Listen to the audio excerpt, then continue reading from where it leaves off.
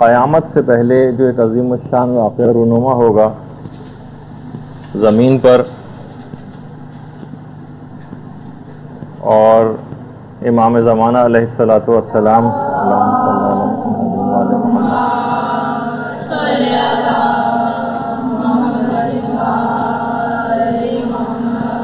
کے ظہور کی تفصیلات ہم قدر تفصیل کے ساتھ بیان کر رہے تھے۔ اتنا زیادہ اسلامی روایات کا ذخیرہ ہے اس متعلق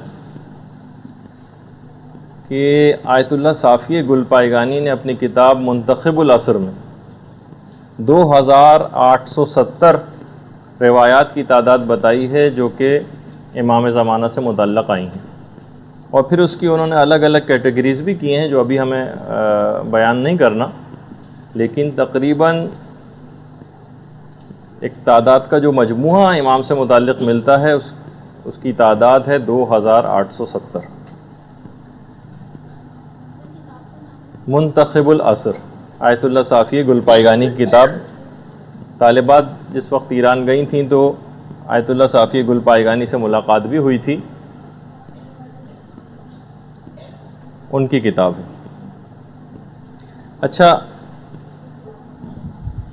ہم کچھ ایسی علامات کا بھی تذکرہ کر رہے تھے جو کہ پوری ہو چکی ہیں یا جس کا مستقبل قریب کے اندر پورے ہونے کا امکانات موجود ہیں۔ البتہ ہم ظہور امام کے علامات کو درجہ بندی کریں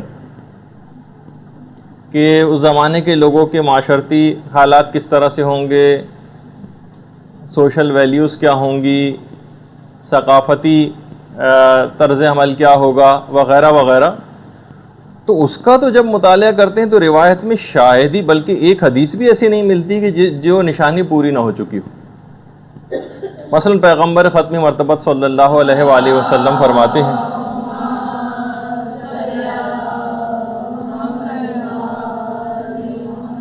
کہ جب تمہارے صاحب رائے لوگ فاسق ہو جائیں گے، یہ آخری زمانے کی نشانیاں سب بتائی گئیں، صاحب الرائے لوگ فاسق ہو جائیں، یعنی جو پڑھے لکھے لوگ ہیں، جو معاشرے کے اندر پڑھے لکھے مشہور ہیں، یہ فاسق و فاجر بن جائیں۔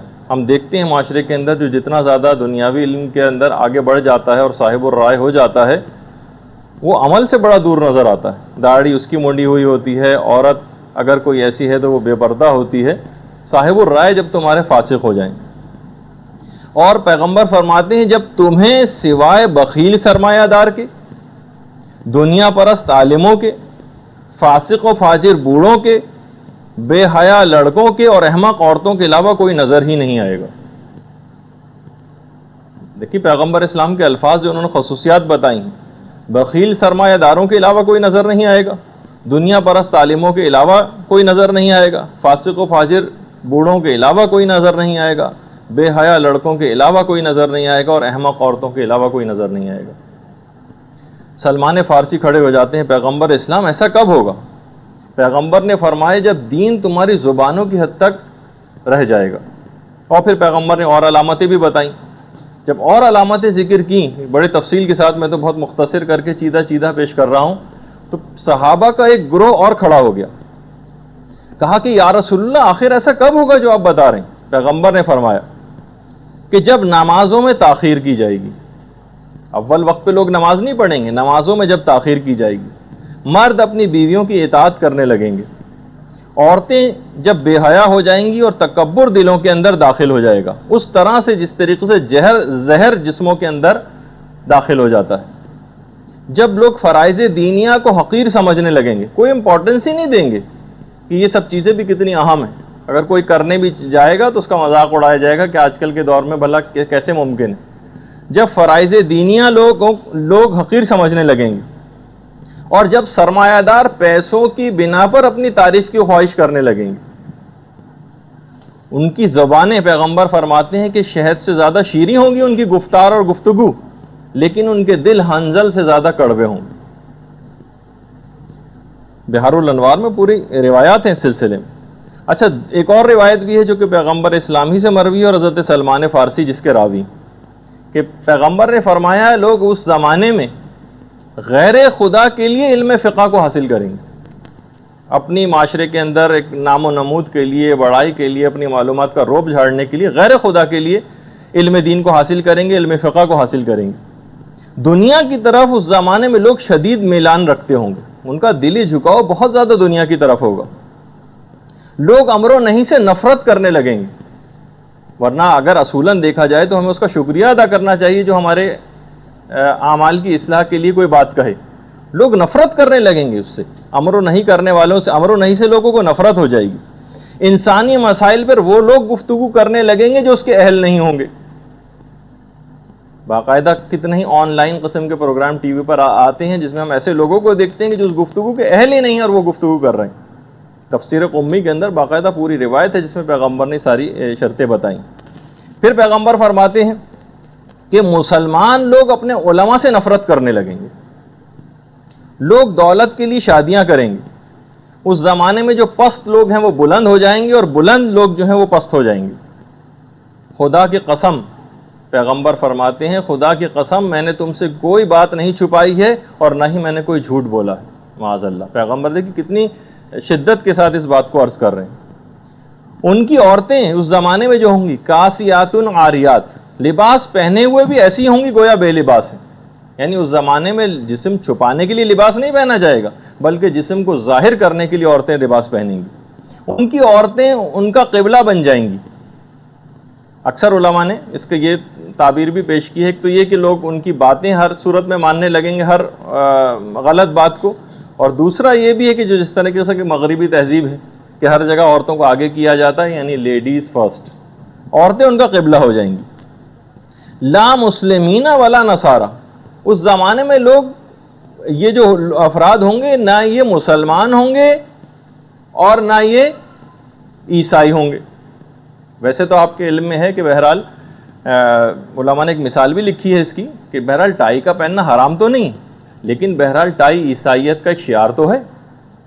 اس زمانے میں لوگ اتنی ثقافت سے عیسائیت کی اتنی مروب ہو جائیں گے کہ طرز عمل پورا وہ طریقہ کار اختیار کر لیں گے کہ لوگ جب وہ ٹائی اگر وہ پہنے ہوئے ان کو دیکھیں اور ان سے پوچھیں کہ کیا آپ عیسائی ہیں تو وہ کہے گا کہ نہیں میں تو عیسائی نہیں ہوں، اور اگر اس سے پوچھا جائے گا مسلمان تو اگر وہ ہاں بھی کہے گا تو بھی اس کا طرز عمل اور ثقافت اس کے قول کی نفی کر رہا ہوگا۔ لا مسلمین ولا نصارا، نہ ایسے لوگ مسلمان ہوں گے اور نہ ہی عیسائی ہوں گے۔ علماء نے کہا کہ عیسائیت کا کیونکہ اس زمانے میں بہت زیادہ ہمارے جو دور ہے اس کے اندر ان کی ثقافت کتنی زیادہ چھا گئی ہے، ورنہ لا مسلمین نہ مسلمان ہوں گے اور نہ یہودی، یہ والا جملہ بھی آ سکتا تھا، لیکن عیسائیوں کا خاص طور پر تذکر آیا۔ اسی طریقے سے پیغمبر اسلام نے یہ بات بھی ارشاد فرمائی کہ ایسا زمانہ آئے گا جب ائمہ کی قبور کو لوگ خراب کر دیں گے، قبابل ائمہ بالبنادیق، بندوقوں کے ذریعے ائمہ کی قبور کو خراب کیا جائے گا۔ کتنے معاشرے ہم دیکھ رہے ہیں آج کل کے دور کے اندر باقاعدہ بالبنادیق، بندوقوں کے ذریعے، یہ روایت کے اندر تذکر آیا۔ ابو ذر سے ایک اور روایت ہے آخری زمانے کے سلسلے میں کہ پیغمبر اسلام نے فرمایا کہ لوگ سود کے استعمال سے بالکل نہ شرمائیں گے۔ باقاعدہ بڑا فخریہ بیان کیا جائے گا کہ مثلا ہماری فلاں بینک کے اندر جاب ہے اور یہ ان کا عہدہ ہے اور فلاں پریولیجز ان کو وہاں سے مل رہے ہیں، اور لوگ ایسی اسکیموں کے اندر پیسہ لگا کے اور سود کو حاصل کریں گے۔ لوگ سود کے استعمال سے نہیں شرمائیں گے۔ اس وقت دین پر جو قائم افراد ہوں گے ان کا اجر 50 مومنین کے اعمال کے اجر کے برابر قرار دیا جائے گا۔ یعنی واقعی جب ایسا زمانہ آ جائے گا تو کتنا زیادہ ایسے افراد کو دین پر قائم رکھنا مشکل ہوگا، تو انہیں ایک مومن کو 50 مومنین کے اجر کے برابر ثواب دیا جائے گا۔ ابن مسعود کی ایک اور روایت میں پیغمبر اسلام نے فرمایا کہ اس زمانے میں عورتوں کا مہر اور گھوڑوں کی قیمت، دوسرے الفاظ میں گاڑیوں کی قیمت، اس میں اتنا زیادہ اضافہ ہو جائے گا کہ پھر اس کے بعد پھر قیامت تک اس کے اندر کوئی کمی واقع نہ ہوگی۔ اور اسی طریقے سے یہ تو پیغمبر اسلام نے بیان فرمائی، ورنہ مولا کائنات علی ابن ابی طالب علیہ الصلوۃ والسلام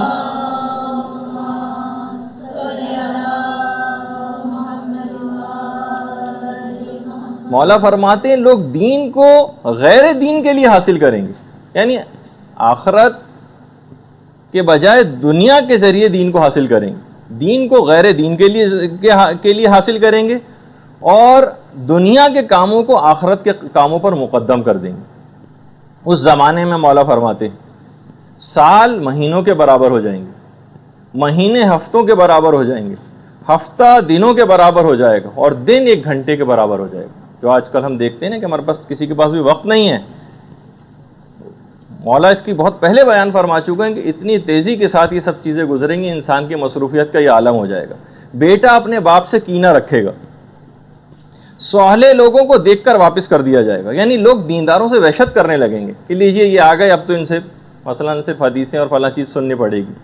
لوگ دینداروں سے سوہلے افراد کو دیکھ کر واپس کر دیں گے، یعنی ان سے وحشت محسوس کریں گے۔ گناہ گاروں کا استقبال کیا جائے گا، جیسے کہ ہم معاشرے کے اندر نظر بھی آتا ہے۔ باپ اپنی اولاد کے برے افعال کو دیکھ کر خوش ہوگا، اور اس کے بعد فرمایا یا ویل لبلدان سندھ والہند، امام فرماتے ہیں کہ وائے ہو سندھ کے اور ہندوستان کے شہروں پر کہ کتنا زیادہ قتل و غارت گری اور خرابی وہاں پر واقع ہوگی۔ ویل لبلدان سندھ والہند، یہ باقاعدہ دیکھیے مولا کائنات کے جملے۔ اور پھر اس کے بعد فرمایا یا ویلو لقسطنطین، وائے ہو فلسطین والوں پر کہ ناقابل برداشت فتنے وہاں پر نمودار ہوں گے۔ وائے ہو فلسطین والوں پر، دیکھیے کتنی واضح طور پر علماء نے کہا کہ واقعاً یہ جملہ ہے علماء کا کہ یہ تمام چیزیں مذہب شیعہ کی حقانیت کو واضح کرتی ہیں کہ ان کے جو رہنما ہیں کیسا علم غیب رکھتے ہیں، اور 1400 سال بعد تک کی کس انداز کی خبریں روایات کے اندر نقل ہوئیں۔ اچھا، اسی طریقے سے مولا یہ بھی فرماتے ہیں کہ اس زمانہ جو آخری زمانہ ہوگا اس میں لوگ صدقے کو جرمانہ خیال کریں گے۔ وہ تو آپ کو پتہ ہی ہے کہ جیسے گورنمنٹ کی جتنی اسکیمیں ہوتی ہیں اس کے اندر جو پروفٹ ملتا ہے اس کا 50% غریب کو دینا ہوتا ہے۔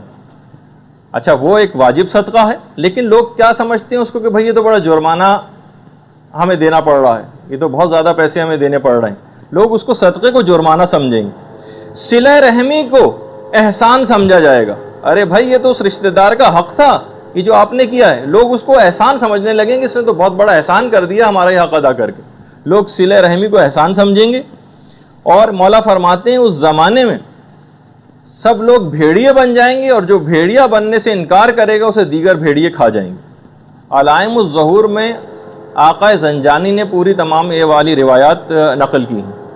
اس زمانے میں عورتیں اس انداز کی ہوں گی کہ بالکل ظاہراً بے پردہ ہوں گی، اور مولا یہ بھی فرماتے ہیں کہ اپنی زینتوں کو لوگوں کے سامنے ظاہر کریں گی، میک اپ کر کے نامحرموں کے سامنے آیا کریں گی۔ دیکھیے کتنی مذمتی سب بیانات ہو رہے ہیں۔ ایسی عورتیں دین سے عاری ہوں گی، فتنوں میں داخل ہوں گی، یہ عورتیں لذات کے پیچھے بھاگنے والی ہوں گی، یہ عورتیں محرمات الہی کو حلال سمجھیں گی، اور فی جہنم خالدات، اور یہ عورتیں ہمیشہ جہنم میں رہیں گی۔ دیکھیے مولا کے جملے علائم الظہور میں آقا زنجانی نے پوری روایت کو نقل کیا۔ اور اس کے بعد ایک دفعہ مولا مظلوم امام حسین علیہ الصلوۃ والسلام نے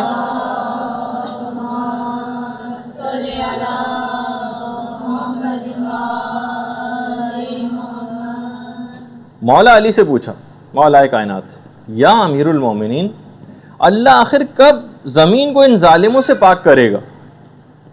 اس وقت پھر مولا نے ارشاد فرمایا، جب قیام کرنے والا خراسان سے قیام کرے گا،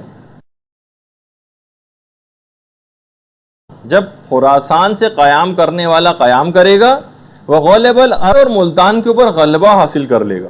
ہمارے پاکستان کے دیکھیے شہر کا نام آیا کہ کب امام کے ظہور کی علامت جو بتائی جا رہی ہے کہ آخر کب ظالموں سے زمین پاک ہوگی، تو امام نے فرمایا جب خراسان سے قیام کرے گا قیام کرنے والا، اور کوفے اور ملتان کے اوپر غلبے کو حاصل کر لے گا۔ اس کا مطلب ہے کہ مولا کا جو میں نے جس طرح پہلے جس کا اشارہ کیا تھا کہ جو روٹ بنتا ہے اس کے اندر ملتان بھی شامل۔ اسی طریقے سے ایک راوی کہتا ہے کہ ہم پانچویں امام محمد باقر علیہ الصلوۃ والسلام کی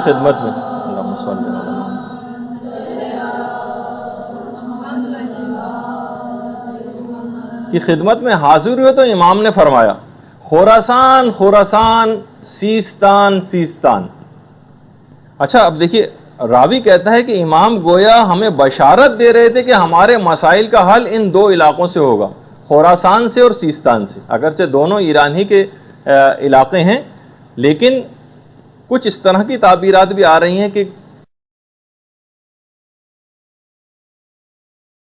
اس میں آقا خامنہئی کا تعلق خراسان سے یعنی مشہد سے، اور سیستان سے آقا سیستانی کا بہرحال تعلق ہے۔ تو خراسان خراسان، سیستان سیستان، راوی کہتا ہے کہ گویا امام ہمیں بشارت دے رہے تھے کہ ہمارے مسائل کا حل ان دو علاقوں سے ہوگا۔ اچھا اسی طریقے سے پھر چھٹے امام جعفر صادق علیہ الصلوۃ والسلام،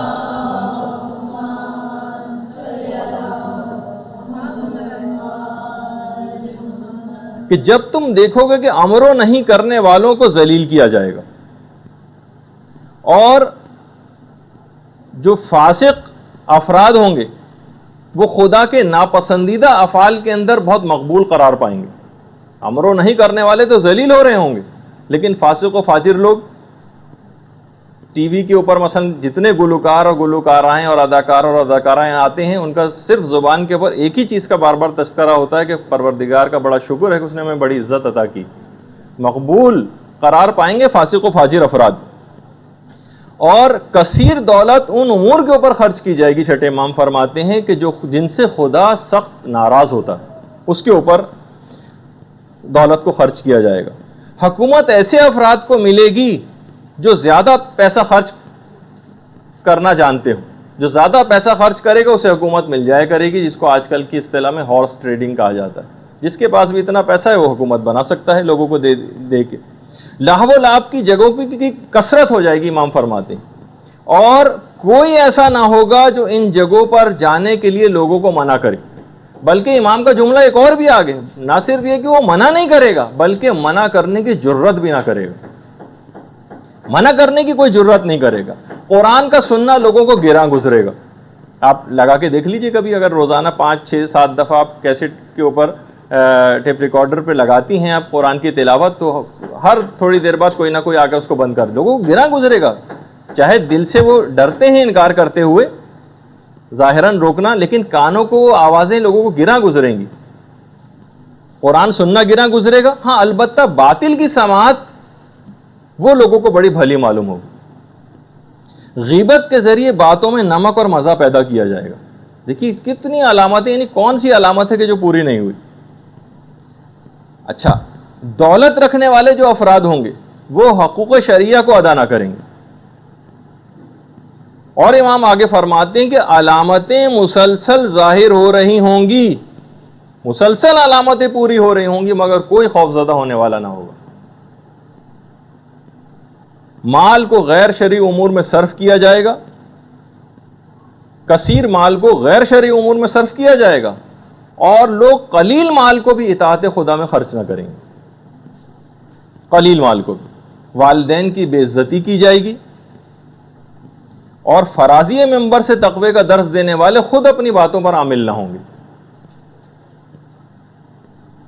پھر امام فرماتے ہیں کہ اوقات نماز کا استخفاف کیا جائے گا، لوگ پابندی وقت کے ساتھ نمازیں نہیں پڑھیں گے، اور صدقہ و خیرات سفارش پر دیے جائیں گے۔ کانٹیکٹس ریفرنسز اگر ہیں تو آپ کو چیز ملے گی، سہم سادات ملے گا، اور ورنہ کوئی کتنا ہی مستحق کیوں نہ ہو اس کو کوئی چیز نہیں دی جائے گی۔ یہ عمل لوگ صدقہ و خیرات اور جو مظالم وغیرہ ہیں یہ خدا کی مرضی سے نہیں بلکہ لوگ ہم پائیں گے۔ روایت میں پھر ہے کہ انسان کی حاجتیں اتنی شدت اختیار کر جائیں گی کہ امام فرماتے ہیں لوگ ایک دوسرے سے نفرت کرنے لگیں گے اور ایک دوسرے کا انکار کرنے لگیں گے۔ راوی نے کہا کہ مولا یہ تو پھر بھی سمجھ آتا ہے کہ حاجتوں کی کثرت ہو جائے گی، لوگ ایک دوسرے سے نفرت کرنے لگیں گے، لیکن ایک دوسرے کے انکار کے کیا معنی، یہ میری سمجھ میں نہیں آتی۔ امام نے فرمایا کہ جب کوئی برادر دینی کسی کے پاس کوئی حاجت لے کر جائے گا تو جس کے پاس حاجت لے کے جائے گا اس کا رویہ اس حاجت کو بیان کرنے کے بعد تبدیل ہو جائے گا، وہ اس طرح سے اس سے نہیں ملے گا جیسے حاجت بیان کرنے سے پہلے جس انداز سے ملا تھا. یعنی اب آپ دیکھیے کہ اس کا انداز گفتگو ہی پورا بدل جائے گا. اب بہرحال اتنی علامتیں ہیں کتنی بیان کی جائیں. آپ خود یعنی اگر علامتوں ہی کو دیکھیں تو تقریباً 10,000 سے زائد ہیں, اور آپ نے جس انداز سے ابھی کتنی علامتیں آپ کے سامنے جتنی بھی بیان ہوئی, اتنا وقت نہیں کہ مکمل طور پر بیان کریں, ورنہ 2 3 4 نشستیں اسی کے اوپر چاہیے ہوں گی. لیکن واقعی کوئی ایسی علامت نظر نہیں آتی کہ جو اب پوری ہمیں ہوتی نظر نہ آ رہی. اس لحاظ سے تو لگتا ہے کہ ظہور کا وقت بہت قریب ہے. اچھا, کیا ایک مسئلہ ہے علماء کے ہاں ہمارے کہ کیا امام کے ظہور کا وقت مقرر کرنا, وہ تو سب کو پتہ ہے کہ اس کو جھٹلایا جائے جو بھی ظہور کا وقت مقرر کرے, لیکن کیا اندازے لگائے جا سکتے ہیں؟ کیا رمزیہ طور پر یا اشارے کے طور پر امام کے ظہور کا کوئی وقت بتایا جا سکتا ہے؟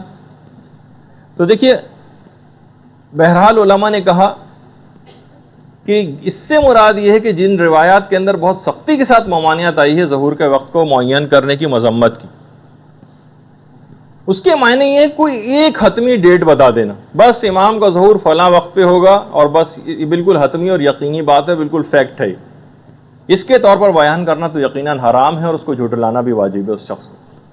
ہاں البتہ اندازے لگانا ہو سکتا ہے اس کے ساتھ. اب جتنی بھی باتیں اب آپ سنیں گے اس کے بعد, تو کہیں بھی معاشرے کے اندر بالکل سے حتمی طور پر پیش نہ کیجیے گا آپ, کیونکہ میں نے جیسے پہلے بھی بتایا تھا روایات کے اندر کچھ اس میں اختلافات بھی ہوتے ہیں.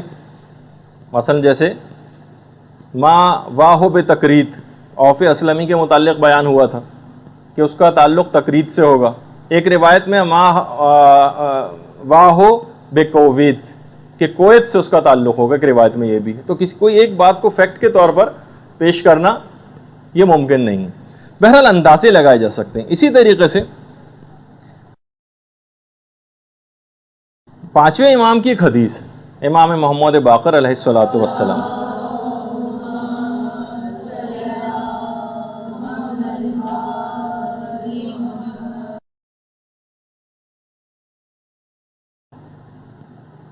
ہمارا قائم اس کے گزرنے کے بعد الف لام را میں قیام کرے گا. دیکھیے ایک حدیث جس کے اندر اب اس میں علماء نے اندازے لگانے شروع کی. علامہ مجلسی نے کہا کہ الف لام را میں قیام کرے گا بعد انقضاء, جب وہ الف لام جب وہ گزر جائے گا اس کے بعد قیام کرے گا. علامہ مجلسی فرماتے ہیں پورے قرآن میں الف لام را سے شروع ہونے والے 5 سورے, اگر ان کے اعداد نکالے جائیں تو 1155 بنتے ہیں وہ اعداد. اور اگر ہو سکتا ہے کہ راوی سے صاحب ہونے کی بنیاد پر اگر اس میں ہم الف لام میم را بھی شامل کر لیں تو اس کے جب اعداد ملائے گئے تو 1426 بنا کہ اس کے بعد قیام ہوگا, اور آج کل 1427. اس لحاظ سے تو جو علامہ مجلسی کا اندازہ تھا اس سے بھی بس کچھ ہی بات آگے بڑھی. اور پرانے علماء نے جتنے اندازے لگائے ہیں اور علامہ مجلسی کے جو اندازے ہیں اس میں اگر ہم موجودہ اس کے اندر ایک امکان کے طور پر ایک پاسبلٹی ہے کہ اب سے لے کر 2025 کے درمیان میں ایک اندازہ ہے کہ امام کا ظہور متوقع ہے. علماء کی بات میں بتا رہا ہوں.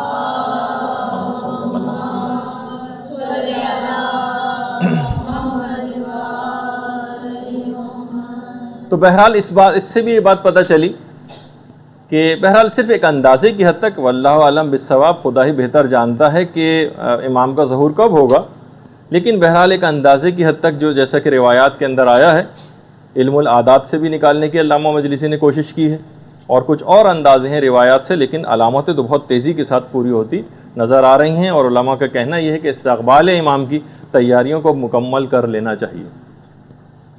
اچھا, اب ہم تھوڑی سی بیان کر رہے تھے امام, یہ تو سمجھنے ایک لحاظ سے ذرا تمہیدی گفتگو ہوئی ہماری, لیکن ہم ایک سیریز کے اندر جو بہت سی باتیں بیان کر رہے تھے اس کے اندر ایک ذرا جب روایات کو ہم دیکھتے ہیں تو بہت زیادہ ظہور امام سے متصل سفیانی کا متعلق بہت زیادہ روایات آئیں. سفیانی آخر ہے کون؟ نام اس کا سفیانی نہیں, لگتا یہ ہے جو روایات سے بات پتہ چلتی وہ یہ ہے کہ سفیانی ایک عرب شخص ہوگا، عرب ہوگا، اور ایک جو آج کل نام نہاد so called Islamic heavy weights ہیں، مصر ہے، سعودی عرب ہے، امکان ہے کہ اس سے اس کا کوئی تعلق ہوگا۔ دشمنی اہل بیت کے اندر یہ شخص بے انتہا راسخ ہوگا، دشمنی اہل بیت میں۔ روایات میں ابھی اتنا وقت نہیں ہے لیکن ایک اشارہ کرتا گزرتا ہوں کہ روایات میں ہے کہ اس حد تک یہ دشمن ہوگا کہ یہ باقاعدہ اعلان کروا دے گا کہ جس شخص کا بھی نام محمد، علی، فاطمہ، حسن، حسین، زینب، رقیہ، باقر، جعفر، خدیجہ یہ ہو، ان سب کو گرفتار کر کے قتل کر دیا جائے۔ حتیٰ کہ یہ ایسے بچوں کو بھی نہیں چھوڑے گا، یہ ایسے بچوں کو بھی نہیں چھوڑے گا کہ جن کا یہ نام ہوگا، جن کا نام جو باقاعدہ روایتوں میں جملہ ہے کہ یہ تیل کو کھولانے کے بعد اس کے اندر بچوں کو ڈالے گا جو اس نام کے ہوں گے۔ تو بہرحال روایات میں یہ بھی ہے کہ یہ رجب کے آخر میں یہ خروج کرے گا اور اس دن روز جمعہ ہوگا جب سفیانی ظاہر ہوگا۔ لگتا تو یہی ہے کہ بہرحال کہ یہ انہی اس نام نہاد جو اسلامی ممالک ہیں اس سے اس شخص کا کوئی تعلق ہوگا۔ اور باقاعدہ دیکھیے اس کے حالات اتنے زیادہ ہیں کہ علماء نے پوری کتابیں سفیانی کے موضوع پر لکھی ہیں۔ السفیانی، علامہ محمد فقیہ نے پوری کتابیں لکھی اس شخص کے حالات کے اوپر۔ اور چھٹے امام نے بھی جملہ ارشاد فرمایا کہ سفیانی کا خروج بالکل حتمی، 9 ماہ کی اس کی ٹوٹل حکومت ہوگی۔ امام نے فرمایا کہ 9 مہینے سے تو ایک دن بھی اس کی حکومت زیادہ نہیں ہوگی، 9 ماہ بس اس کی حکومت قائم رہے گی۔ اس سے پہلے یہ حکومت حاصل کر لے گا اور بہت سارے علاقوں پہ اس کا قبضہ بھی ہو جائے گا۔ امام 5ویں امام یہ بات بھی بیان فرماتے ہیں کہ سفیانی کا خروج اور ظہور امام ایک ہی سال کے واقعات ہیں، یعنی سفیانی کا خروج، ظہور امام اور سید خراسانی کا ظہور، یہ تینوں واقعات اس طرح سے پے در پے ہوں گے کہ روایت میں جس طرح تسبیح کے دانے ایک دوسرے کے بعد آتے چلے جاتے ہیں اس طرح سے ہوگا۔ بہار میں پوری تفصیل ہے اس کی۔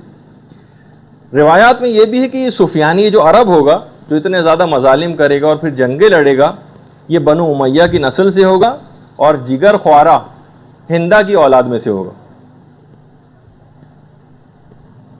جو مشہد کے جو امام جمعہ و جماعت ہیں، باقاعدہ انہوں نے تو خیر آج کل کی جو جگر خوارہ ہے اسے کونڈو لیزا رائس کو قرار دیا ہے کہ وہ ہے جگر خوارہ آج کل کے دور کی۔ خیر سفیانی اور ظہور امام ان دونوں میں فقط 6 مہینے کا فاصلہ ہوگا، جیسے کہ ہم نے پچھلی دفعہ اس کو ذکر کیا تھا۔ بعد میں بہرحال اس کی تفصیل ابھی آگے چل کے آئے گی کہ جب سفیانی کی امام سے جنگ ہوگی، سفیانی کو شکست ہو جائے گی، سفیانی کو گرفتار کر لیا، زندہ گرفتار ہو جائے گا سفیانی، اور امام کے اصحاب سفیانی کو گرفتار کر کے جب امام کی خدمت میں لے کر آئیں گے تو امام اس وقت نماز عشاء پڑھ رہے ہوں گے۔ امام کی نماز عشاء ختم ہونے کے بعد امام سفیانی کی طرف متوجہ ہوں گے۔ اس وقت سفیانی بہت زیادہ منت سماجت کرے گا اور معافی مانگے گا۔ امام اپنے اصحاب کی طرف متوجہ ہوں گے اور کہیں گے کہ تم بتاؤ کہ اب تم کیا کہتے ہو۔ امام کے اصحاب کہیں گے خدا کی قسم ہے مولا، ہم اس کے قتل سے کمتر پہ کسی چیز پر تیار نہیں ہوں گے، اس کو ہر صورت میں ہم قتل ہوتے دیکھنا چاہتے ہیں۔ کتنا خون ناحق اس شخص نے بہا دیا ہے، اب تعجب ہے کہ یہ معافی مانگتا ہے۔ امام ان کو فری ہینڈ دے دیں گے کہ جو چاہے پھر اس کے ساتھ تم سلوک کرو۔ بہرحال پھر اس کے بعد اس درندے کو قتل کر دیا جائے گا۔ اس کے قتل کے فوراً بعد سارے فتنے بالکل ختم ہو جائیں گے۔ اچھا لیکن اس سے پہلے، یہ تو ہم نے بالکل آخری اس کا انجام بتایا، اس سے پہلے کا جو روایت میں ہے کہ یہ شروع میں سفیانی کی حکومت، اچھا سفیانی شروع میں بڑا عادلانہ طریقے سے عربوں کا ایک ہیرو کے طور پر ابھر کر آئے گا کہ عربوں کے اندر لوگ کہیں گے کہ بھائی اس کے متعلق جو ہم نے باتیں سنی تھی تو ساری جھوٹی ہیں، تو بہت عادلانہ طور پر حکومت کر رہا ہے۔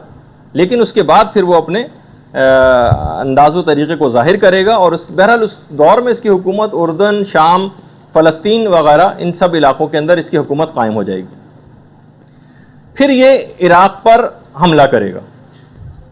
اچھا روایات میں یہ بھی ہے کہ ترکی اور رومی، اچھا جہاں ترکی کا لفظ روایت میں آتا ہے ترکی افراد کا، اس سے مراد احتمال ہے کہ دو افراد یا تو روسی اس سے مراد ہیں یا چائنیز اس سے مراد ہیں، یہ اور رومی، وہ تو جو میں نے آپ کو بتایا کہ امریکہ اور یورپ وغیرہ، کہ ترکی اور رومی بھی اس جنگ کے اندر کود پڑیں گے۔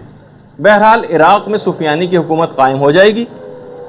اس کی اصل بدقسمتی اس وقت شروع ہوگی سفیانی کی جب یہ ایران پر حملے کے لیے نکلے گا اور سید خراسانی سے اس کی مٹ بھیڑ ہوگی۔ اس وقت یہ اپنا ایک لشکر حجاز بھجوائے گا، اور البتہ اس لشکر میں خود یہ موجود نہیں ہوگا، یعنی بھجوائے گا، اور مدینے سے جب اس کا لشکر وہاں پر تباہی پھیلا کر مکے کی طرف، امام کی طرف آ رہا ہوگا، اسی زمانے میں امام مکے میں ظہور کر چکیں گے۔ اللہم صلی علی محمد وآل محمد۔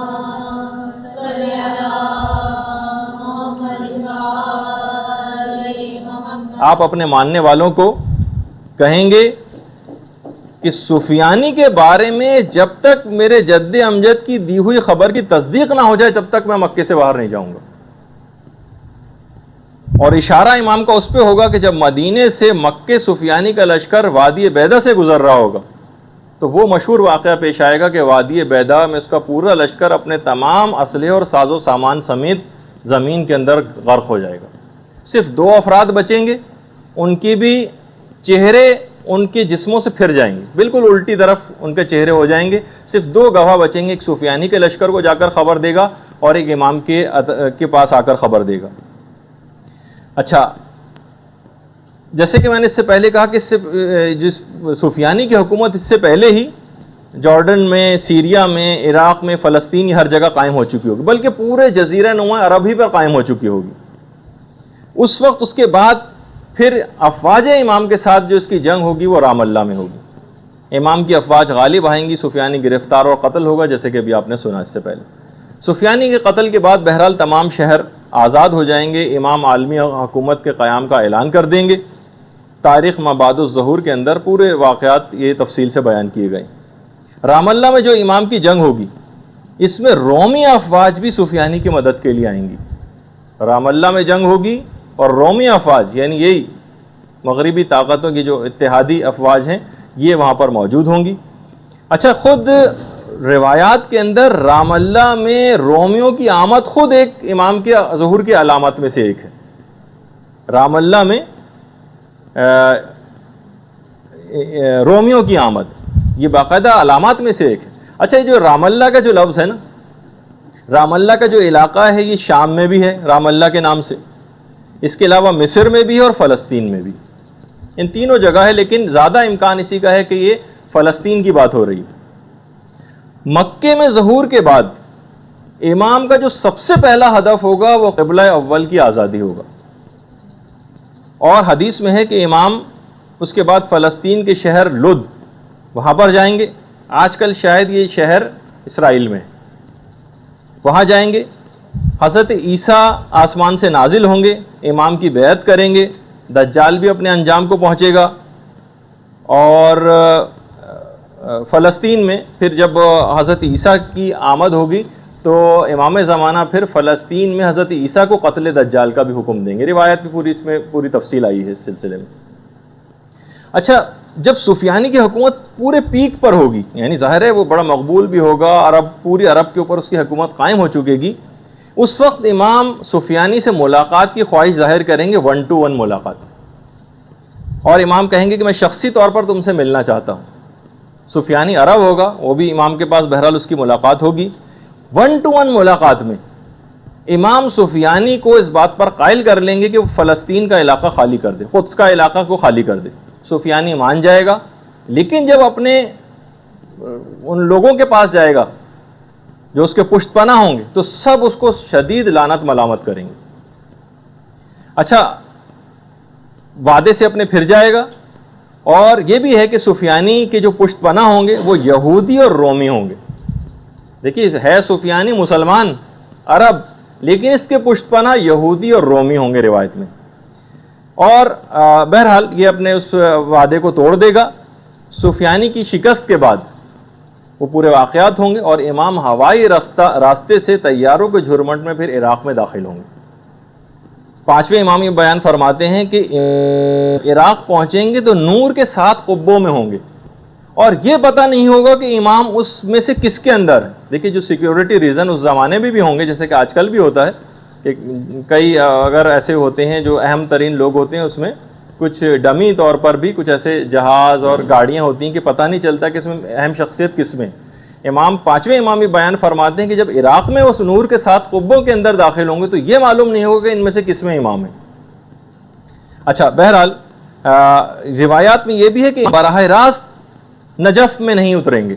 جب بھی وہاں سے چلیں گے تو براہ راست نجف میں نہیں اتریں گے، بلکہ لگتا ایسا ہے کہ کسی فوجی چھاونی میں یا پھر کربلا میں پہلے اتریں گے، اس کے بعد پھر دوبارہ وہاں سے اڑیں گے اور پھر نجف میں آئیں گے. اچھا ایک بات اور اس کے اندر بیان کر دی جائے کہ کیا امام بالکل اکیلے ہیں آج کل؟ روایات میں یہ ہے کہ امام کے ساتھ 30 افراد کی ایک جماعت ہر وقت رہتی. 30 افراد. اگر ان میں سے کوئی ایک بھی مر جاتا ہے تو فوراً دوسرا لے لیتا ہے.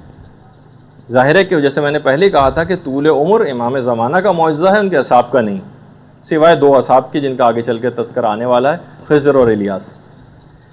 لیکن اس کے علاوہ اور کسی کا معجزہ نہیں طول عمر. تو کوئی ایک بھی ان 30 میں سے انتقال اگر کر جاتا ہے تو فوراً دوسرا شخص اس کی جگہ لے لیتا ہے. اور چھٹے امام یہ بھی ارشاد فرماتے ہیں کہ قائم کے لیے ضروری ہے کہ وہ تنہا ہو، یعنی اس کو ان کی غیبت کے لیے ضروری ہے کہ امام تنہا ہو.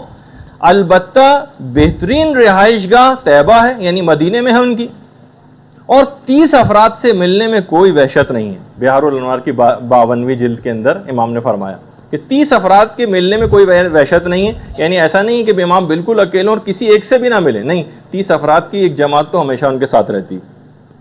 ہاں امام کی تنہائی کے ایک دوست ہیں اور ان کا نام ہے حضرت خضر. 8ویں امام امام علی رضا علیہ الصلوۃ والسلام یہ فرماتے ہیں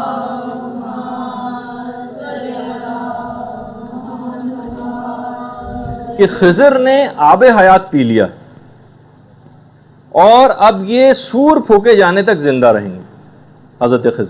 حضرت خضر ہمارے پاس آتے ہیں، ہمیں سلام کرتے ہیں، ہم ان کی آواز سنتے ہیں، ہم انہیں دیکھتے ہیں، اور جب بھی کبھی یاد کریں تو حضرت خضر حاضر ہو جاتے ہیں. اور امام فرماتے ہیں جب بھی تم کبھی حضرت خضر کو یاد کیا کرو، یعنی ہم لوگوں سے خطاب ہے، جب بھی تم حضرت خضر کو یاد کرو یا دوسرے الفاظ میں ان کا ذکر پڑھو تو حضرت خضر کو سلام ضرور کیا کرو. اچھا اعمال کے موسموں میں امام فرماتے ہیں کہ حضرت خضر حاضر ہوتے ہیں، مناسک حج بجا لاتے ہیں، حتیٰ کہ میدان عرفات میں موجود ہوتے ہیں، مومنین کے لیے دعا کرتے ہیں، اور مومنین جتنی دعائیں کر رہے ہوتے ہیں حضرت خضر اس کے اوپر آمین کہتے ہیں. اچھا اسی طریقے سے امام فرماتے ہیں کہ حضرت خضر کے ذریعے امام کی تنہائی کو انس میں تبدیل کر دیا جائے گا. تنہائی حضرت حجت کی تنہائی کو حضرت خضر کے ساتھ جوڑ دیا جائے گا، اور وہ حضرت خضر امام زمانہ کے تنہائی کے انیس اور جلیس ہوں گے. اچھا اتنا اور بتا دیا جائے، جیسے کہ ایک دفعہ ہم پہلے عرض کر چکے ہیں کہ حضرت خضر نبی نہیں تھے. حضرت خضر ایک مرد صالح تھے، ایک نیک آدمی تھے. البتہ خود ایک دفعہ حضرت خضر سے یہ بات پوچھ لی گئی کہ آخر آپ کو اتنا بڑا مقام اور مرتبہ مل کیسے گیا؟ کہ آپ نبی خدا یعنی موسیٰ کے معلم قرار پا رہے ہیں، اتنا بڑا مقام آپ کو کیسے ملا؟ تو حضرت خضر کا جواب یہ تھا، گناہوں کو ترک کرنے کی وجہ سے. گناہوں کو ترک کرنے کی وجہ سے حضرت خضر کو اتنا بڑا مقام اور مرتبہ ملا. اچھا حضرت خضر آج کل کرتے کیا ہیں؟ خیر یہ ہمارے موضوع بحث نہیں، صرف ایک لائن ہی کے اندر علماء نے کہا کہ دیکھیے حضرت خضر کا ایک واقعہ قرآن کے اندر حضرت موسیٰ کے حوالے سے، اس چھوٹے سے عرصے کے اندر حضرت خضر کے جو 3 اقدامات قرآن کے ہیں، جو میں ابھی ذکر نہیں کروں گا اس کی تفصیل میں ورنہ جانا پڑے گا، تینوں اہم کام بڑے دور رس نتائج کے حامل تھے. بچے کا قتل کر دیا تھا اور دیوار بنائی تھی، اور اس کے آئندہ آنے والی نسلوں میں اس کے اثرات کو ظاہر ہونا تھا. تو علماء نے کہا کہ اس چھوٹے سے واقعے میں حضرت خضر کے اتنے بڑے بڑے کام ہیں، تو حضرت حجت کے ساتھ 1000 سال سے زیادہ زندگی گزار رہے ہیں، تو نامعلوم نہ جانے کتنے کام حضرت خضر نے انجام دیے ہوں گے جو امام زمانہ کے ظہور کے بعد پتہ چلیں گے کہ حضرت خضر اس دوران کیا کرتے رہے۔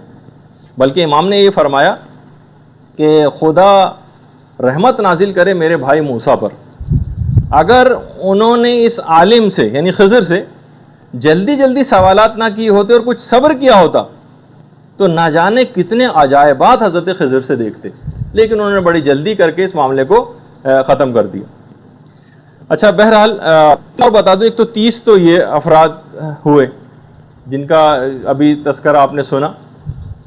کفمی ہمارے ایک بہت بڑے عالم ہیں، انہوں نے مصباح ایک کتاب ہے اس کے حاشیے کے اندر لکھا ہے، اور سفینۃ البحار میں شیخ عباس قمی نے لکھا ہے۔ یہ امپورٹنٹ ایک بات ہے کہ زمین کبھی بھی قطب سے خالی نہیں ہوتی، قطب قاف توئے بے، اور 4 اوتاد تو اس میں لازمی ہوتے ہیں، الف واو تے الف دال اوتاد۔ یہ اوتاد تو ہر صورت میں ہوں گے، 40 ابدال ہوں گے، 70 نجبا ہوں گے، اور 360 صالحین ہوں گے۔ ایک قطب، 4 اوتاد، 40 ابدال، 70 نجبا اور 360 صالحین۔ اچھا قطب تو امام زمانہ اجل اللہ تعالیٰ فرجہ الشریف کی ذات گرامی ہے، اللہم صلی علی محمد وعلی محمد، اور 4 اوتاد ہیں، 4 اوتاد ہیں، کیونکہ کہا جاتا ہے روایات میں بھی کہ زمین کی مثال ایک خیمے کی سی ہے جس میں درمیانی ستون تو امام زمانہ کی ذات گرامی ہے، اور 4 اوتاد جو ہیں وہ اس کی تنابیں ہیں، یعنی 4 اوتاد اس کی تنابیں ہیں، یعنی زمین کی۔ حضرت خضر اور حضرت الیاس بھی اوتاد میں شامل ہیں۔ حضرت خضر بھی اوتاد میں سے ہیں، ان 4 جو تنابیں ہیں ان میں سے 2 تو حضرت خضر، اور یہ جو اوتاد ہوتے ہیں یہ دائرہ قطب سے چپکے ہوئے ہوتے ہیں اور کبھی اس سے جدا نہیں ہوتے، اور یہ جو اوتاد ہیں یہ پلٹنے کی حد تک بھی کبھی یاد خدا سے غافل نہیں ہوتے، اور روایات میں ہے کہ یہ قوت لا یموت جمع کرتے ہیں اور مقدار حاجت سے زیادہ نہیں لیتے دنیا سے، یعنی ان کی ایک خصوصیت ہے۔ اچھا دیکھیے قطب میں تو عصمت شرط ہے، وہ تو امام کی ذات ہے، اس میں تو عصمت ہونا لازمی، البتہ اوتاد اور ابدال کے اندر شرط نہیں۔ البتہ جو اوتاد میں حضرت الیاس شامل ہیں وہ کیونکہ نبی ان میں عصمت ہے، حضرت خضر میں عصمت نہیں ہے لیکن محفوظ عن الخطا ہیں، اور اس کے علاوہ جو 2 اوتاد اور ہوں گے جن کا نام تو روایت میں نہیں ہے، کبھی بہرحال ان سے کبھی اگر غفلت ہو بھی جائے کیونکہ غیر معصوم ہے تو بھی بہرحال دعا اور استغفار اور ذکر کے نتیجے میں یہ اس کی تلافی کر دیتے ہیں۔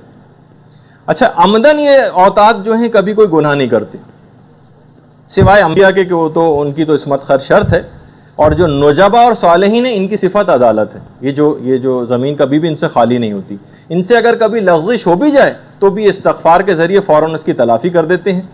اچھا آپ کفمی فرماتے ہیں اگر ایک شخص بھی ان میں سے کم ہو جائے تو فوراً نیچے والا جو درجہ ہوتا ہے اس سے ایک آدمی اوپر آ جاتا ہے اور اس درجے کے اندر پہنچ جاتا ہے، نیچے والے درجے کے اوپر لایا جاتا ہے۔ صالحین جن کی تعداد 360 ہے ان میں سے اگر کوئی ایک کم ہو جائے تو پھر عوام میں سے کسی ایسے شخص کو اوپر لایا جاتا ہے جو اس کا اہل ہوتا ہے۔ اچھا حضرت خضر اور حضرت الیاس جیسے کہ میں نے کہا کہ یہ دونوں بھی زندہ ہیں، ایک بڑی لمبی عمر ان کو دی گئی ہے، اور دونوں ہر عرفات میں کے میدان میں اکٹھے بھی ہوتے ہیں۔ اچھا پھر اب تھوڑی سی یہ بیچ میں ایک بات آ گئی تھی اس لحاظ سے کہ امام کے جو 30 افراد ہیں اور زمین کبھی بھی ان افراد سے اوتاد اور ابدال وغیرہ سے خالی نہیں ہوتی ہے۔ اچھا جب قدس آزاد ہو جائے گا اور فتح ہو جائے گا تو اس وقت امام کا لشکر لاکھوں کی تعداد میں ہو جائے گا، اس وقت امام کا لشکر لاکھوں کی تعداد میں ہوگا اور کروڑوں لوگوں کی حمایت امام کو حاصل ہو جائے گی۔ اچھا حیرت انگیز بات یہ ہے کہ امام کے اس لشکر میں زیادہ تر عاجم اور ایرانی ہوں گے، یعنی عجمی یعنی غیر عرب زیادہ ہوں گے امام کے لشکر میں، بلکہ ابن عربی محی الدین ابن عربی جن کی بڑی مشہور کتاب فتوحات مکیہ ہے، کہا کہ یہ سب عاجم میں سے ہوں گے امام کے لشکر کے زیادہ تر افراد، اور یہ ہوں گے تو عجمی لیکن عربی کے سوا کسی زبان میں بات نہ کریں گے۔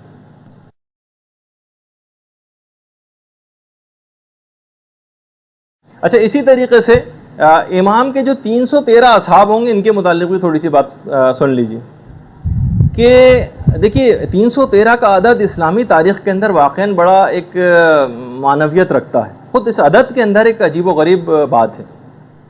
جنگ بدر میں بھی مسلمانوں کی تعداد 313 تھی. اگر تمام شہدائے کربلا کو کیلکولیٹ کیا جائے، مشہور تو یہ ہے کہ وہ 72 تھے، جی نہیں، ان کی تعداد بھی 313 ہی تھی. کچھ اس میں ایسے تھے کہ جو باقاعدہ میدان جنگ میں آ کر لڑے ہی نہیں اور ویسے ہی شہید ہو گئے، خیام سے نکلتے ہی ان کو شہید کر دیا گیا.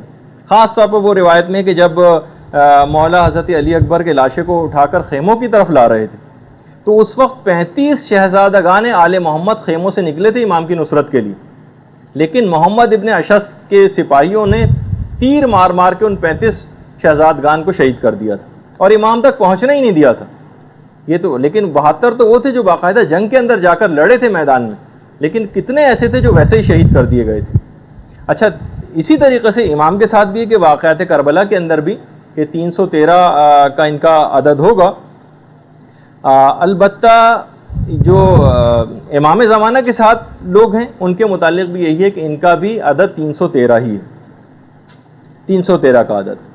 اچھا مولا نے جو ان 313 کے جو نام اور پورے شہر ایک خطبے کے اندر آئے ہیں کہ ان 313 افراد کے نام کیا ہیں، ان کے شہر کیا ہیں، اس میں ہمارے سندھ سے بھی ایک نام ہے 313 میں جس کا نام عبد الرحمن امام مولا کائنات نے لیا ہے ان 313 میں. اچھا بہت سارے شہر تو ایسے ہیں ان میں کہ جو بڑے نامانوس سے ابھی تک شاید بنے ہی نہیں ہیں وہ شہر. اچھا جو اور شہروں کے نام آئے ہیں کہ کن کن علاقوں سے ان 313 کا تعلق ہوگا، تو اس میں آرمینیا بھی ہے اور اس میں اصفہان کا نام بھی آیا ہے، اسکندریہ کا نام بھی آیا ہے، انطاکیہ کا نام بھی آیا ہے، مصر کا نام بھی آیا ہے، شام کا بھی نام آیا ہے، نجف کا بھی ہے، اور اس کے علاوہ فلسطین کا بھی نام ہے، یمن کا بھی ہے، ایتھوپیا کا بھی ہے جسے حبشہ جو پرانے زمانے میں کہا جاتا تھا. اس کے علاوہ حلب ہے، دمشق ہے، اور سرادیپ یہ جو سیلون جو موجودہ سری لنکا ہے یہاں سے بھی ایک نام ہے روایت میں 313 میں. سے نام ہیں، طالقان سے نام ہیں، لبنان سے ہیں، مکے سے ہیں، مدینے سے ہیں. اچھا اس طرح سے کر کے بہت سارے یعنی جو 313 لگتا ہے کہ پوری دنیا کو اس طرح سے بہرحال ایک کور کیا گیا ہے ان 313 افراد میں. اچھا یہ جو 313 امام کے جو صحابی ہوں گے ان میں سب کا اسٹیٹس برابر نہیں ہوگا. یعنی ایسا نہیں کہ 313 بالکل ایک کیٹیگری کے ہوں، نہیں، ان میں سے 112 ایسے ہوں گے جو ان 313 میں سے 112 جن کا اسٹیٹس اور افضلیت دوسرے لوگوں سے زیادہ ہوگی. اچھا یہ 313 جمع کیسے ہوں گے، یہ بھی پورا روایات کے اندر آیا ہے. باقاعدہ غیبت نعمانی میں ہے کہ 5ویں امام یہ جملہ ارشاد فرماتے ہیں کہ جو چل کر آنا چاہے گا اس کے لیے تو طے الارض ہوگا. یہ 313 افراد میں سے یہ اگر پیدل چل کے آنا چاہیں تو ان کے لیے طے الارض ہوگا، قدم آگے بڑھائیں گے اور اگلا قدم مکے میں ہوگا. کچھ کو عالم خواب میں یہ اپنے اپنے علاقوں کے اندر سو رہے ہوں گے، ان کو عالم خواب اور نیند کی حالت ہی میں اپنے بستروں سے اٹھایا جائے گا اور ان کی آنکھ کھلے گی تو اپنے آپ کو حضرت حجت کے سامنے پائیں گے مکے میں. کچھ ان میں افراد ایسے ہوں گے. کچھ ایسے افراد بھی ہوں گے جو امام نے فرمایا ہے کہ جو بادلوں پر سوار ہو کر آئیں گے، اور نہ جانے اس زمانے میں ٹیکنالوجی کس انداز کی ہو جائے گی کہ روایات میں ہے کہ بادلوں سے ان کا نام اور ان کے والدین کا نام اور ان کے شہر کا نام نشر ہو رہا ہوگا بادلوں میں سے. اچھا مولا سے پوچھا گیا کہ مولا یہ جو 3 کیٹیگریز بیان کی ہیں ان میں سے افضل کون ہوگا، طیولرز کرنے والے جو نیند کی حالت میں مکے میں لائے جائیں گے وہ، یا جو بادلوں پہ سفر کر کے آئیں گے. بادلوں پہ سفر کے معنی ہو سکتا ہے کہ بائی ایئر جہازوں کے ذریعے کچھ افراد آ رہے ہوں. امام نے فرمایا جو بادلوں پر سفر کر کے آئیں گے یہ ان افراد سے افضل ہوں گے. اچھا ان کے متعلق امام نے کہا کہ قرآن کی آیت انہی کے متعلق آئی ہے، اینما تکونوا یاتی بکم اللہ جمیعا، تم جہاں کہیں بھی ہوں گے خدا تم کو ایک جگہ پر جمع کر دے گا.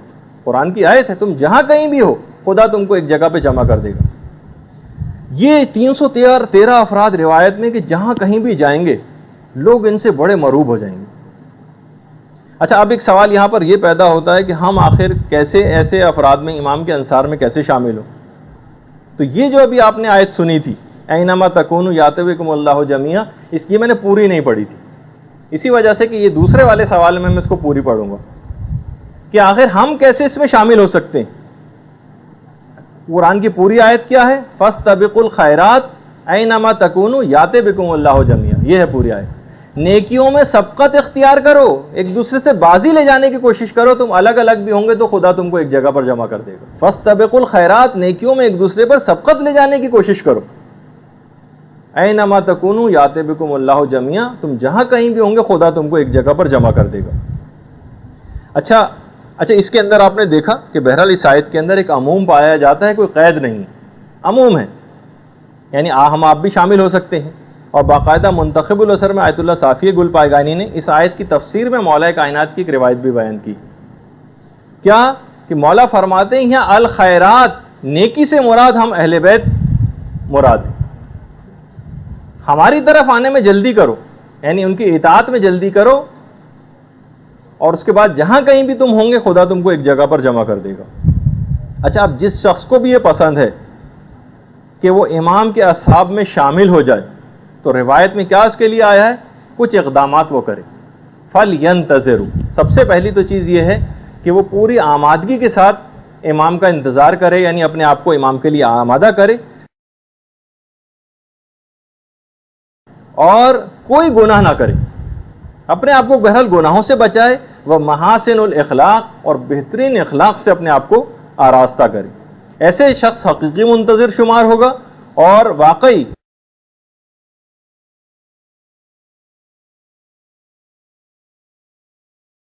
اور اس کا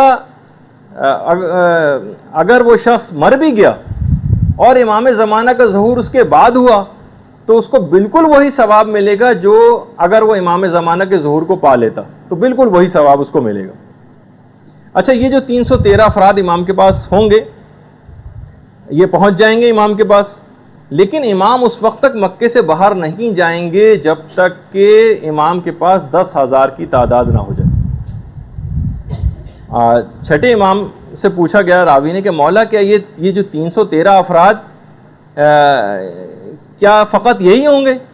امام نے کہا نہیں، امام جو ہمارا قائم جو ہوگا جب تک مکے سے باہر نہیں جائے گا، جب تک کافی ساری اس کے پاس طاقت جمع نہ ہو جائے، اور کافی طاقت 10,000 سے کم پہ حاصل نہیں ہوتی، مناسب اور کافی طاقت۔ اور اس کے بعد پھر روایات ہیں کہ امام جو بیعت لیں گے تو 27 باتوں کے اوپر بیعت لی جائے گی، یعنی ہم سے 27 باتوں کا عہد لیں گے، اسی کے اوپر بیعت لیں گے، اور ان 27 باتوں کا عہد لینے کے بعد 7 باتوں کا عہد اپنے ماننے والوں سے کریں گے کہ میں بھی یہ تمہارے ساتھ یہ کروں گا۔ اس کی ابھی تو 8 باتوں کا، بلکہ اس کا ابھی موقع نہیں ہے بیان کرنے کا، لیکن چند ایک صرف بیان کر دیتا ہوں۔ پہلی جو عہد ہم سے لیا جائے گا کہ ہم کسی مسلمان کو کوئی برا نہ کہیں گے، یعنی غیبت نہ کرنے کا عہد لیں گے کہ غیبت کوئی شخص دوسرے کی نہیں کرے گا، مسلمان کو برا بھلا نہ کہیں گے، ضرورت سے زائد مال کو جمع نہ کریں گے، یعنی جہاں ضرورت سے زائد جمع ہوا فوراً مستحقین کے اندر تقسیم کر دیں گے، کوئی چیز ذخیرہ نہیں کی جائے گی جو ضرورت سے زیادہ ہو۔ تیسری بات جس پہ عہد لیا جائے گا کہ تھوڑے پر لوگ قناعت کریں گے، لالچ کی طرف نہیں جائیں گے، سادہ زندگی گزاریں گے، خوشبو کا استعمال کریں گے، نیکی کا حکم دیں گے اور برائی سے روکیں گے۔ اس کے بعد خود امام اپنے انصار سے بھی بہت سارے وعدے کریں گے، کہا کہ جیسا تم لباس پہنتے ہو ایسا لباس میں پہنوں گا، جیسے تم زندگی گزارتے ہو ایسی زندگی میں گزاروں گا، جیسی سواری تمہارے پاس ہوگی ایسی سواری میرے پاس ہوگی۔ اور امام اس بات کا بھی عہد کریں گے کہ میرے پاس آنے کے لیے کوئی حاجب اور کوئی گارڈ مقرر نہیں